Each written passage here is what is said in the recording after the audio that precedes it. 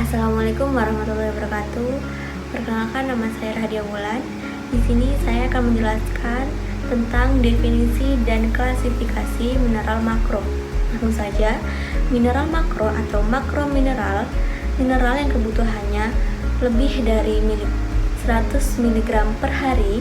Kelompok utamanya ada kalsium, fosfor, magnesium, natrium, kalium, klorida, dan sulfur.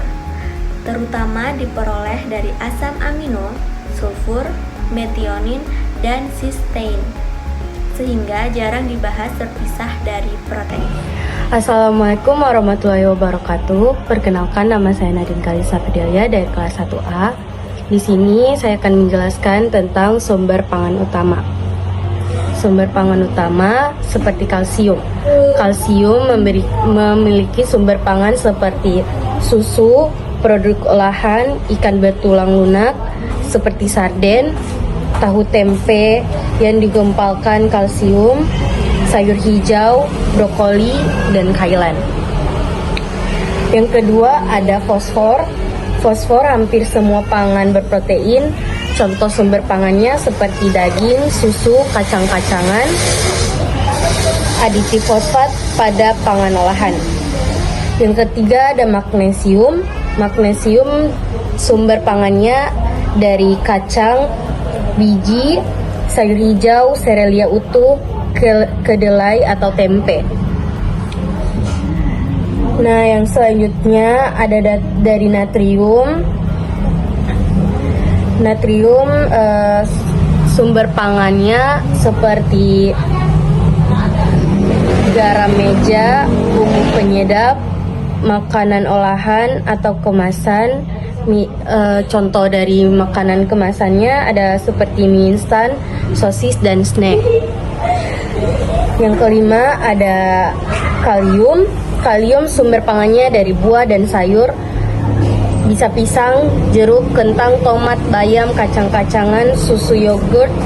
Juga ada pada garam pengganti berbasis. Nah, selanjutnya ada sulfur. Sulfur seluruh pangan tinggi protein. Contoh sumber pangannya ada dari daging, telur, susu, kacang, dan sayur allium dan kulsifer, bawang, bawang putih, kubis. Kebutuhan tercukupi bila asupan protein cukup. Halo, perkenalkan, nama saya Fazriam Ibrahim dari kelompok 3, ingin menjelaskan tentang fungsi fisiologis, yaitu Ca. Kalsium, mineral utama, pembentuk tulang dan gigi yang biasa disebut dengan struktur rangka. Nah, di sini berperan dalam transmisi saraf dan kontraksi otot. Contohnya pembentuk proses pembekuan darah, hemostasis. Kurang kalsium biasa menyebabkan osteoporosis atau kram otot. Kita lanjut di P, yaitu fosfor. Bersama kalsium membentuk hidroksiapatit pada tulang dan gigi. Komponen ATP, yaitu biasa disebut dengan sumber energi sel, berfungsi sebagai buffer dalam menjaga keseimbangan asam basa. Penting dalam proses fosforilasi aktif, enzim, dan metabolisme. Kita lanjut di Mg, biasa disebut dengan magnesium. Faktor lebih dari 300 enzim metabolisme membentuk sintesis ATP, energi sel penting untuk fungsi otot dan saraf, berperan dalam metabolisme glukosa dan kerja insulin. Di sini kita lanjut Na, natrium, kalium, klorida, mengatur keseimbangan cairan dan elektrolit tubuh, menjaga tekanan osmotik dan tekanan darah, terlibat dalam impuls saraf dan kontraksi atau otot, cenderung meningkatkan tekanan darah, dan setelah itu membantu menurunkan tekanan darah. Ya, begitu saja ya yang saya tahu. Dan setelah itu kita lanjut di sulfur. Komponen asam amino sulfur, metionin, sistein berperan dalam pembentukan glutathione, antioksida tubuh. Masuk dalam struktur beberapa koenzim dan vitamin, biasa disebut dengan tiamin, biotin. Kebutuhan biasanya tercukupi dari makanan dan berprotein. Terima kasih. Itu saja yang saya bisa jelaskan tentang fungsi fisiologis dari kelompok 3. Assalamualaikum warahmatullahi wabarakatuh. Saya Cece Vinesta Rizal. Di sini saya akan melanjutkan membaca materi dari kelompok 3, yaitu materi tentang mineral makro. Lanjutan dari materi yaitu 4, kebutuhan dan rekomendasi dewasa sehat, acuan DRI atau WHO. Indonesia memakai AKG 2019 sebagai rujukan kebijakan, yaitu satu mineral, yaitu rekomendasi singkat. Kemudian kalsium 1000 mg per hari atau dari 19 tahun sampai 50 tahun, dan pria 51 tahun sampai 70 tahun. Kemudian 1000 sampai 200 mg per hari, yaitu wanita 51 sampai 70 dan 71 tahun. Kemudian fosfor 700 mg per hari 2000 atau 19 tahun. Kemudian magnesium pria 400 sampai 420 mg, wanita 310 sampai 320 mg per hari. Kemudian natrium WHO yaitu 2000 mg natrium per hari atau 5G atau garam. DGA atau AS batas umumnya 2000 sampai 2300 mg. DRI 2019 memperbarui nilai dan ambang terkait penyakit kronis. Kemudian kalium DRI 2019 diperbarui asupan tinggi berkaitan dengan tekanan darah lebih rendah atau angka spesifik per usia atau jenis kelamin dilihat dari kalkulator. Kemudian klorida yaitu kebutuhan sejalan dengan natrium atau garam NaCl. nilai I bervariasi menurut usia atau dilihat tabel dari sulfur atau sulfat,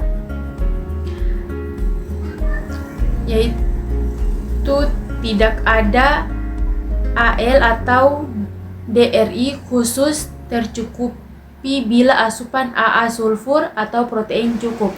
Assalamualaikum warahmatullahi wabarakatuh. Di sini saya akan melanjutkan materi yang kelima, yaitu kekurangan mineral makro. Kekurangan mineral makro dapat menyebabkan berbagai masalah kesehatan, yaitu pertama ada kalsium, dapat menyebabkan penyakit tulang rapuh, penurunan kepadatan tulang, kram otot, kejang otot. Yang kedua, kekurangan fosfor dapat menyebabkan kelemahan otot, nyeri tulang, gangguan pertumbuhan pada anak-anak. Yang ketiga, magnesium dapat menyebabkan kram otot, kejang otot, gangguan irama jantung, kecemasan, dan stres. Yang keempat, natrium menyebabkan dehidrasi, hipotensi, tekanan darah rendah, kelemahan otot. Yang kelima ada kalsium, gangguan irama jantung, kelemahan otot, dan kram otot. Dan yang keenam, klorida dapat menyebabkan gangguan keseimbangan cairan tubuh dan dehidrasi. Assalamualaikum warahmatullahi wabarakatuh. Perkenalkan, nama saya Estiasan Padoma. Kelebihan mineral makro. Kelebihan mineral makro dapat menyebabkan masalah kesehatan. 1. Kalsium. Kalau kelebihan bisa menyebabkan batu ginjal, kalsifikasi jaringan lunak, dan gangguan penyerapan mineral. 2. Fosfor. Kalau kelebihan bisa bikin gangguan keseimbangan kalsium, kerusakan ginjal, dan gangguan pertumbuhan tulang. 3. Magnesium. Kalau kelebihan bisa bikin gangguan fungsi ginjal, diare, dan kelemahan otot. 4. Natrium. Kalau kelebihan bisa bikin hipertensi atau tekanan darah tinggi, retensi cairan, dan gangguan fungsi ginjal. 5. Kalium. Kalau kelebihan bisa bikin gangguan irama jantung, kelemahan otot, dan kram otot. 6. Klorida. Kalau kelebihan bisa bikin gangguan keseimbangan cairan tubuh dan hipertensi. Assalamualaikum warahmatullahi wabarakatuh. Perkenalkan, nama saya Malida Gogasa. Jadi 6. Regulasi dan kebijakan nasional internasional. Permenkes 28 atau 2019 AKG, rujukan kecukupan gizi nasional. Permenkes 30 2013 GGL, wajib cantum kandungan gula, garam, lemak pada label pangan olahan. Uji lab terakreditasi BPOM juga menerbitkan pedoman label gizi dan logo lebih sehat. WHO target natrium 2 gram per hari. Panduan pengurangan garam dan mendorong garam pengganti BRK sebagai strategi populasi. DRI National Akademis 2019, pembaruan nilai natrium dan kalium dengan mempertimbangkan endpoints penyakit kronis. 7. Isu terkini dan riset terbaru. Garam pengganti KCl menurunkan stroke dan kejadian kardiovaskular. Uji acak klaster SSA SSNEJM 2021 pada 20.995 peserta menunjukkan penurunan stroke 14%, kejadian CVD mayor 13%, kematian 12%, tanpa peningkatan kejadian hiperkalemia klinis. WHO ini mendorong adopsi garam pengganti secara luas, cocok kecuali pada penyakit atau obat tertentu. Pembaruan DRI 2019 untuk NA dan K menekankan peran K yang lebih tinggi dan pembatasan NA untuk kesehatan kardiovaskular, magnesium, dan metabolisme glukosa. Meta-analisis menunjukkan asupan Mg yang lebih tinggi berkorelasi dengan resiko T2DM lebih rendah. Penelitian terbaru menyoroti hubungan kekurangan Mg dengan resistensi insulin. Assalamualaikum warahmatullahi wabarakatuh. Perkenalkan, nama saya Nani Alaisyah Ramadhani Sengaji. 7. Isu terkini atau riset terbaru. 1. Garam pengganti atau KCI menurunkan stroke dan kejadian kardiovaskular.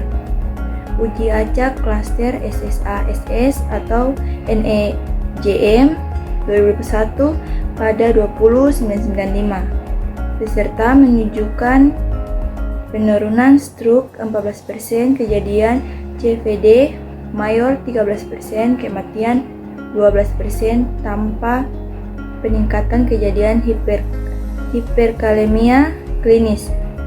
WHO ini mendorong adopsi garam pengganti secara luas, cocok kecuali pada penyakit ginjal atau obat tertentu.